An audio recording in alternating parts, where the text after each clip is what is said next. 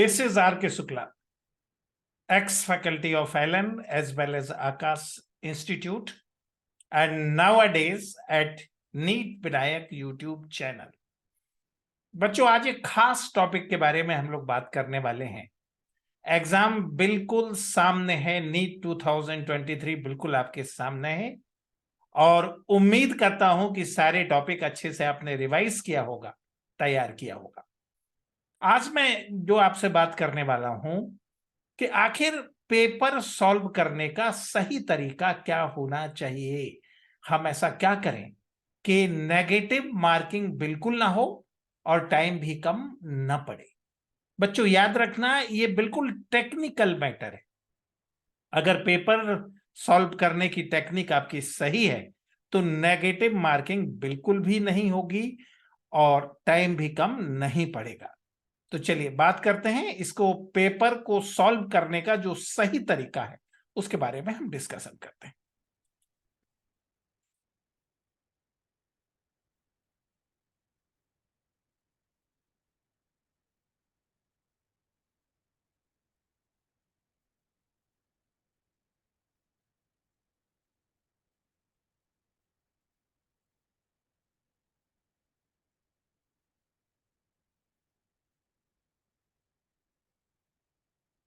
चलिए, तो सबसे पहली बात, जो फंडामेंटल बात आपको याद रखना है कि पेपर में टाइम पर पहुंचना है और पेपर के सारे इंस्ट्रक्शन को आपको रीड करना है। इस बात को अच्छी तरह से याद रखना।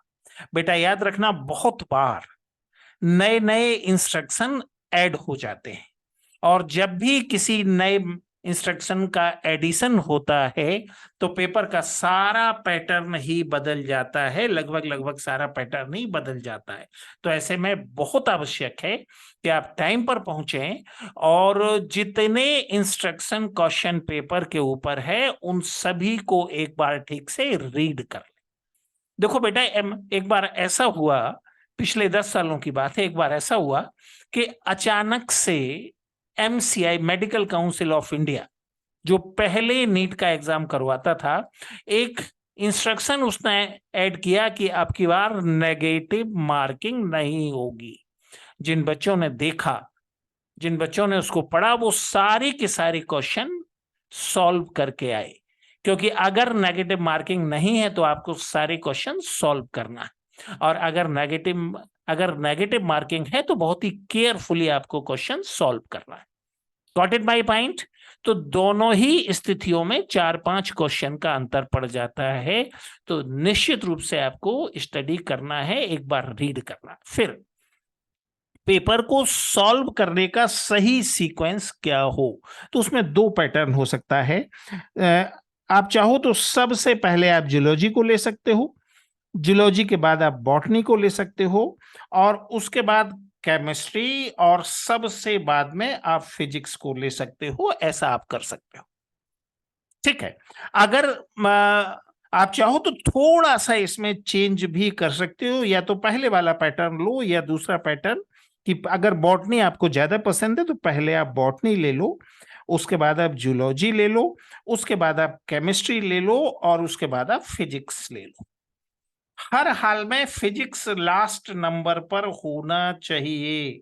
अगर आप फिजिक्स को शुरुआत में सेटल करते हो तो इतना टाइम आपका खत्म हो जाएगा, इतना टाइम आपका खत्म हो जाएगा कि आपके ऊपर प्रेशर बढ़ जाएगा, और अगर प्रेशर बढ़ेगा तो आसान क्वेश्चन भी गलत होने शुरू हो जाएंगे। तो इस सीक्वेंस को याद रखना है। अब थोड़ा सा हम ये जानने का प्रयास करें कि सर्किल को फिल करने का सही तरीका क्या होना चाहिए।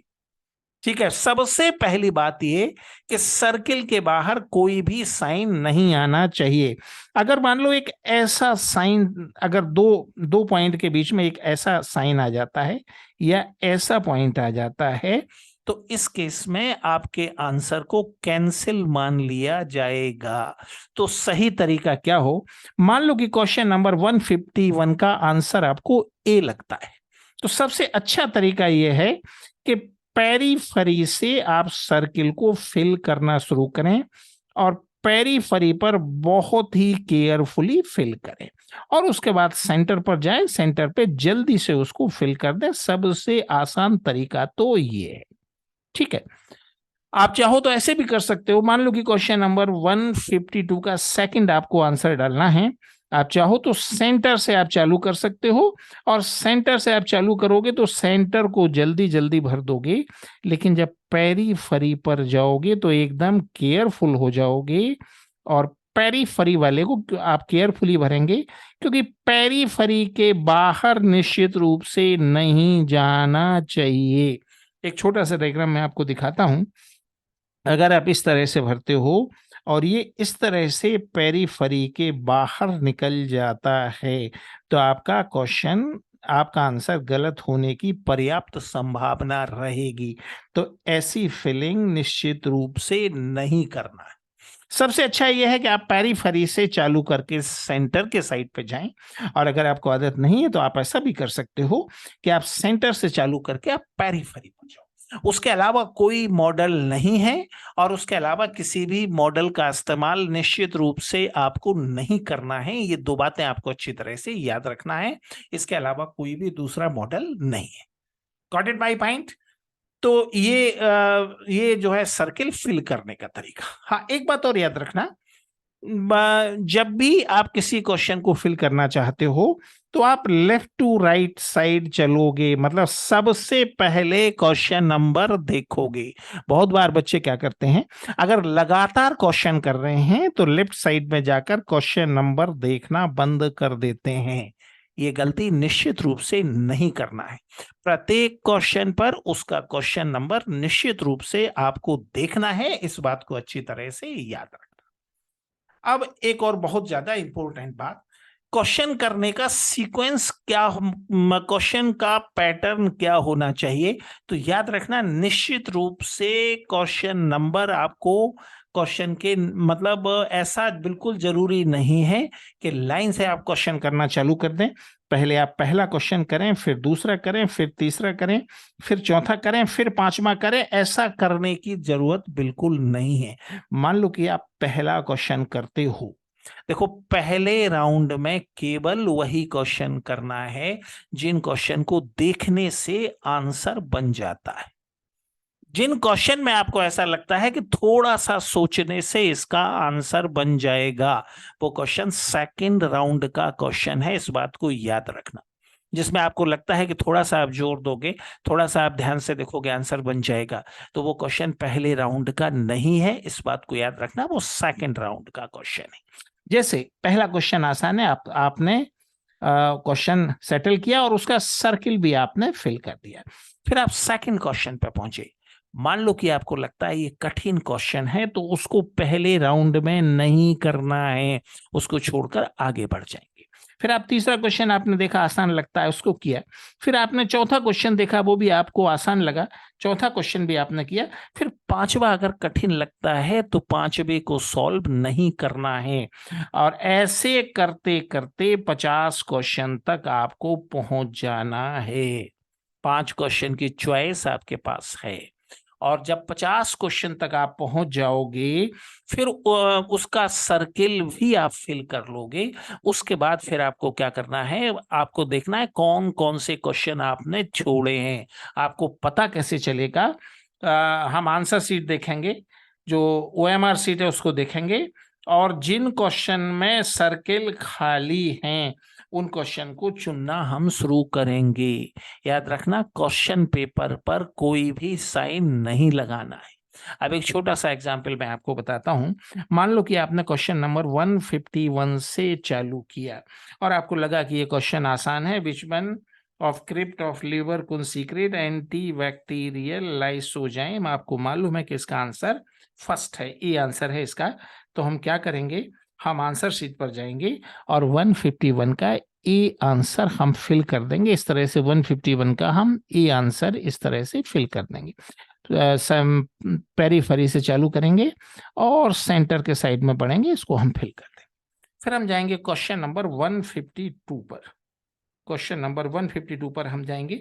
मान लो कि आपको लगता है कि क्वेश्चन नंबर 152 थोड़ा सा कॉम्प्लिकेटेड है, थोड़ा सा सोचने से इसका आंसर आ जाएगा। तो इसको पहले राउंड में सेटल नहीं करना है, हम 152 को छोड़ देंगे, 153 पर बढ़ जाएंगे।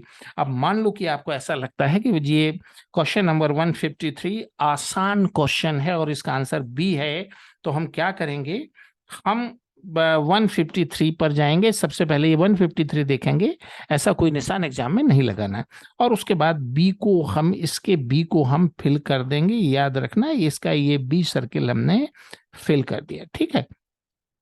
फिर उसके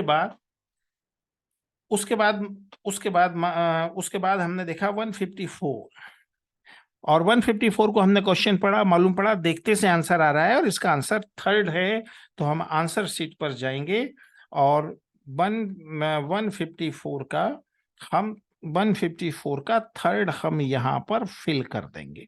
ये 154 का थर्ड हमने यहाँ पर इस तरह से 154 का, निश्चित रूप से हर बार क्वेश्चन नंबर पर पहले जाएंगे। 154 का हमने फिल कर दिया।